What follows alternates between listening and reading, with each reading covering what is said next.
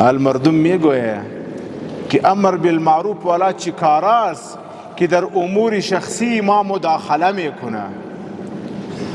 و برادر و مسلمان، اینمی اعتراض شما بر امر بالمعروف نیست، اینمی اعتراض شما در حقیقت بر رسول الله است، بلکه اینمی اعتراض شما در حقیقت بر الله تعالی است.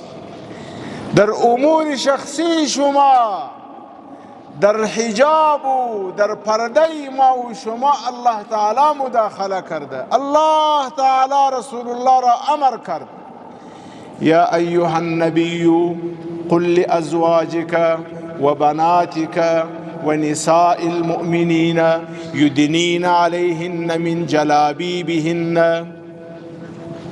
الله جل شانه نبی علیہ السلام توای رسول الله خپلو بیبیانو توای، خپلو لونو توای، د مسلمانانو ښځو توای یدنین علیهن من جلابیبهن.